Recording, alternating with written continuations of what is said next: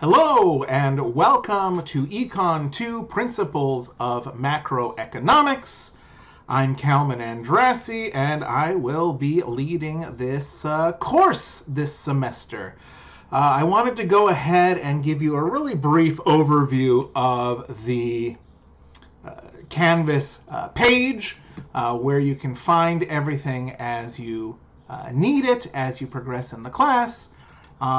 And a couple of neat resources that are also available to you.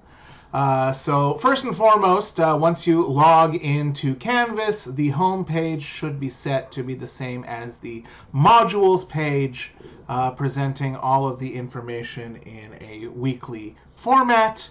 So we start with the syllabus, which is also available under the syllabus section. Obviously, the information for the syllabus will vary from class to class, but that's available to you from there. And then, of course, this is a 5-week summer class, so a lot of the information has to be condensed. You're basically doing 3 times as much work every week as you would for a typical 15-week class. But the way it is arranged in these modules is you have the week in question presenting the material for the class and then the assignments for the class. So the materials are anything that you need to read or observe in order to be able to complete the assignments. So again, we have 5 weeks for that. Your assignments consist of discussion forum topics. So we have an introduction and a discussion for the first week. The introduction section is there, just to make sure that everybody participates in the class in that first week, so that when mandatory exclusions come around, I don't drop you from the class for not having done anything in the class just yet. In addition to the discussion forums, we have 4 quizzes, which are no more than 10 questions, and as the semester progresses, they get shorter and shorter because I don't want you having to spend too much time on quizzes when you have the project, which is the third thing that you're going to be graded on. It's the largest assignment. It's worth 100 points.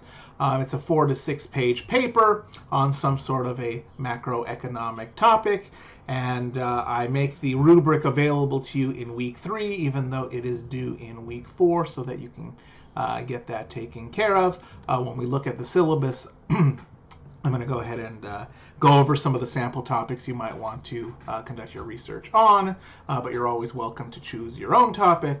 And then the last component is a presentation of that research project that you upload to discussion number 5. So it's a pretty straightforward class, pretty basic assignments.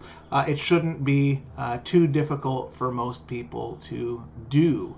As far as the syllabus is concerned, if you open that up, it gives all the information for the class and my contact information. The course description and the learning objectives kind of go over the kinds of things that you're expected to learn in the class. The book for the class, Simplifying and Demystifying Economics. I'm currently in discussions with Kendall Hunt Publishing to put that together. I have all of the chapters uploaded for your reference, completely for free, so do take advantage of that. Make sure that you do complete at least one assignment, perhaps the introduction, if nothing else, by the census date, because if you have nothing recorded, I will have to drop you after that census date under the rules of mandatory exclusion. As far as the discussion forum postings and things like that, you want to observe basic netiquette. You don't want to be too confrontational. You don't want to be too negative. You always want to be positive, cooperative, and supportive of your fellow classmates. Don't go into the discussions to essentially grade other people's work or comment on the quality. What you want to do is instead just focus on presenting ideas in a constructive fashion, potentially challenging people's ideas, sure, but do so in a respectful manner. Also, don't distribute any copyrighted information, and be aware that people might not necessarily agree with the political and economic opinions that you may have, and don't feel that people are being negative just because they disagree with you. But at the same time, those who are disagreeing do try to be as respectful as possible in the way that you challenge people's ideas. I can meet with you over Zoom, or we can make an appointment to meet at some point on campus if it is necessary. Again, this is an asynchronous online course, so we will not have any scheduled meeting sessions. So if you do want any one-on-one interaction with me, it is going to have to be either over Zoom or potentially a telephone call, or like I said, we can arrange to meet on campus at some point as well. Okay, I've talked about the different assignments.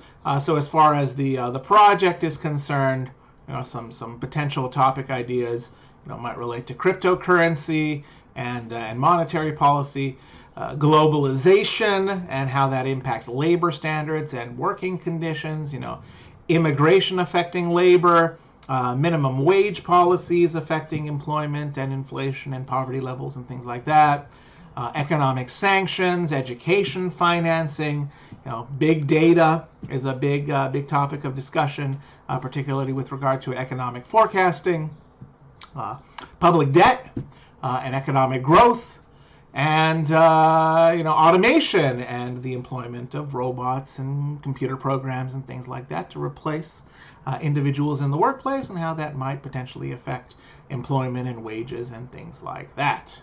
Okay, so for the project, you want to start with an introduction page, talk about the topic, why it's important, give some details, some basic statistics, and of course you're always going to want to cite your sources. And as sort of a caveat to that, I am flexible as far as, allowing you to use whatever citation format you think you're going to be using the most in your future professional careers. If you don't have a citation format that you're already accustomed to and utilizing, if you're an English major, you might use MLA. If you're a sociology major, you might use ASA, the American Sociological Association. But generally speaking, economics uses APA format. That's the American Psychological Association. So be sure to follow those rules for both in-text and end-of-text citations. Always, always, always cite in text with at least the last name of the author and the year of publication, and have a works cited or a references or bibliography section at the end of your papers where you put a full citation that includes the name of the author, the year of publication, the title of the publication, the broader work that it may or may not be a part of. So if it comes from like a journal or a newspaper or something, you want to cite what the name of the journal is or what the newspaper's name is, and then the publisher information as well. As long as you have all that, I consider your citations to be complete. As far as the presentation is concerned, it can be any format you want it to be: PowerPoint, Prezi, a YouTube video, anything where you're doing a formal presentation of the paper that you have put together. And of course, there's a class schedule in the end part of the syllabus there as well. Everything should have a due date in the Canvas modules that you should be able to see under the calendar section, so there should be no surprises as to when things are due. But if you have any questions, always just feel free to send me an email or give me a call, and we can work that out. As far as the research paper is concerned, I do recommend potentially utilizing the LASC library website, which is in your little list of different tabs that you can click on in Canvas.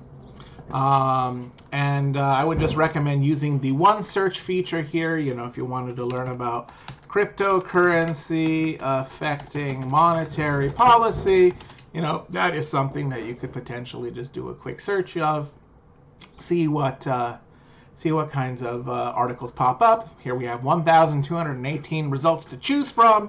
If you think that's too many, you can always narrow down your searches, potentially using things like Boolean operators. If you're looking at specific databases on the library webpage, you can narrow it down to just articles. You probably want things that are peer-reviewed. That tends to be more academically robust. But whatever it takes to be able to address the concepts and the topics of the class there. Okay. Other than that, the discussions, you are usually given a nice list of different topics to choose from, and I'm asking you to respond to 2 of those topics for any given week. You want to have your initial post in by Friday, and then you want to respond to 3 students' discussion postings by the end of Sunday, and those responses have to be substantive. You can't just say, oh, good post, great post, I agree with you on this topic, I like your point on this. It has to go beyond just patting each other on the back like that. You have to contribute either a personal anecdote or perhaps some sort of a countervailing argument, or you do a quick Google search and show an article or something that either agrees or disagrees with the things that they're talking about. Anything that actually contributes to the discussion that goes beyond just the superficial and cursory information that those kinds of posts would otherwise give. Okay, so as far as the material is concerned, there's usually a PDF, which is a chapter from the textbook, a PowerPoint slide, and I do hope to put together some videos for each of the chapters. So in addition to the PowerPoint and the chapter itself, I do want to have some videos that kind of emphasize some of the main points in the chapters. Probably not enough to be able to satisfactorily complete the quizzes. You are going to have to read those chapters, but at least contextualizing and maybe giving some real-world examples of the things that you're supposed to be learning. So that all being said, I hope you have a fantastic semester. I'm looking forward to it. And again, if you have any questions, any comments, any concerns, please don't hesitate to send me an email or give me a call or a text. One thing is, do try to send it to my personal email account, which is in the syllabus here. It's kandrassy@gmail.com, or to my university email account, which is andraskj, ANDRASKJ, @laccd.edu, because if you send it through the inbox here in Canvas, I do not get to see those emails until I log into Canvas. So if I happen to be, doing something over the weekend, or, even sometimes during the week, I don't always sign in every single day to Canvas. Usually multiple times a week, but not necessarily every day. So I might not see an email that comes into my inbox here. So especially if it's something important, do try to email me at either the laccd.edu address or that kandrassy@gmail.com address. All right, so again, I'm looking forward to a fantastic semester. I hope you enjoy it and that you get a lot out of this class.